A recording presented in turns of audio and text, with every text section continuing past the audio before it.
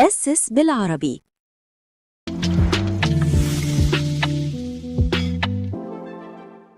مشاهدي أسس بالعربي، أهلا وسهلا بكم في كورس المدرب الشخصي المعتمد من نسم الفصل السادس، ألا هو بعنوان The Cardiorespiratory والEndocrine and Digestive System. من المواضيع اللي هناخدها مع بعض النهارده Identify the integrated structure and function of the cardiorespiratory system. يعني هنتعرف مع بعض على التركيب المتكامل ووظيفة الجهاز القلبي التنفسي والمسؤول عن ضخ الدم وتوصيل الأكسجين وإنتاج الطاقة وسط التمرين. رقم 2 Categorize the basic structure and function of the endocrine system. وهنا بقى هنتكلم على الجهاز الهرموني أو الغدد الصماء. مكوناته الأساسية إيه؟ بينظم العمليات الحيوية اللي في جسمنا إزاي؟ مسؤول إزاي عن حرق الدهون. رقم 3 Summarize the basic structure and function of digestive system. وهنا بقى هنراجع الجهاز الهضمي كمان، مكوناته الأساسية، إزاي بيكسر الأكل اللي بناكله وإزاي العناصر الغذائية بيتم امتصاصها من خلال جسمنا عشان يشتغل بكفاءة. فيبقى ورقة وقلم ويلا بينا نبدأ الحلقة. The cardiorespiratory system يعني الجهاز القلبي التنفسي. المصطلح اللي هو بتاع الجهاز القلبي التنفسي ده بيقصد بيه ايه؟ بيقصد ان احنا عندنا جهازين شغالين مع بعض ومرتبطين جدا مع بعضهم. تعالوا نفصلهم على بعض.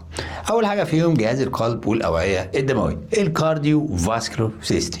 ده بقى بيتكون من 3 حاجات: القلب، الأوعية الدموية سواء شرايين أو أوردة، والدم نفسه.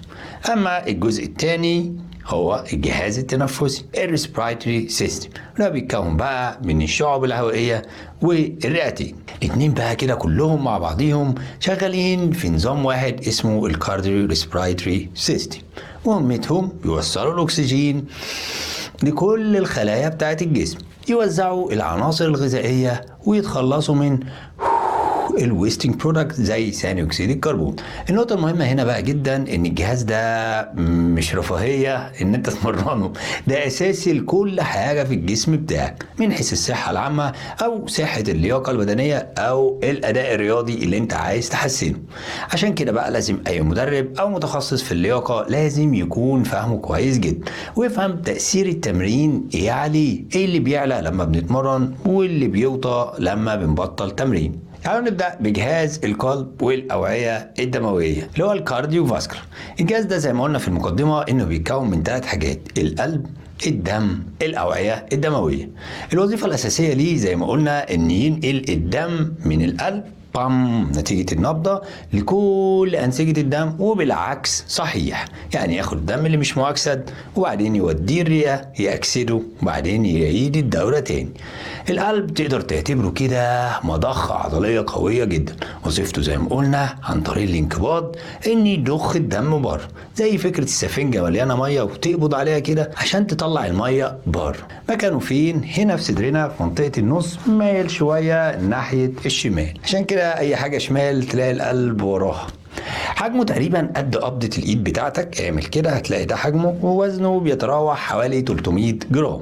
عضلة القلب تعتبر نوع كده خاص من العضلات اللي اسمه الكاردياك ماسل، ودي واحدة من 3 انواع العضلات اللي خدناهم المرة اللي فاتت. لما خدنا في الحلقة اللي فاتت احنا عندنا 3 انواع للعضلات: عضلات هيكلية سكيلتون ماسل، وعضلات كارديك عضلات قلبية، وعضلات ملساء اللي هي الاسموث اللي هي منها الامعاء. فالكارديك بقى ده النوع بتاع عضلة القلب، النوع الوحيد الكارديك في جسمنا، بس بتتشابه مع بعض صفات العضلات الهيكلية، يعني فيها ألياف عضلية وفيها ساكرومير وبتدي شكل مخطط كده. لكن الفرق بينهم أو الفرق المهم يعني إن العضلات الهيكلية هي إرادية بقدر أتحكم فيها بنفسي، أما القلبية هي لا إرادية، يعني شغالة لوحدها من قبل ما حضرتك تتولد أصلا. Structure of Heart. تعالوا نشوف تركيب القلب ده. القلب ببساطة زي ما هو واضح قدامكم على الشاشة بيتكون من 4 غرف وصالة، لا 4 غرف بس مش هنهزر، 2 أذين فوق و2 بطين تحت. افتكر ودانك أذين فوق وبطنك تحت، يبقى 2 أذين فوق و2 بطين تحت. تقدر تقسمه ببساطة كده عشان تفهمه لنصين بالطول، نص يمين ونص شمال، ودول عبارة عن مضختين بس في جهاز واحد. الجزء اليمين من القلب مسؤول عن الدم الراجع من الجسم، الجزء الشمال مسؤول عن الدم الراجع من الرئة عشان يوزعه بعد كده على الجسم كله. طريقة عمله الجانب اليمين اللي هو بيسمى الرئة، وأحيانا بيستقبل دم قليل من الأكسجين عالي بثاني أكسيد الكربون اللي هو الغير مؤكسد يعني، بعد كده يضخه للرئة عشان يتشبع بالأكسجين. أسس بالعربي.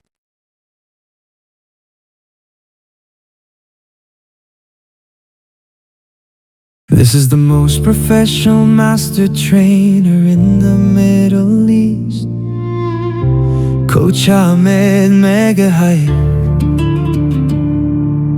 founder of Oso's Belarabi, a movement built to spread real fitness knowledge, helping other trainers learn the right way. Through Zaynab to nutrition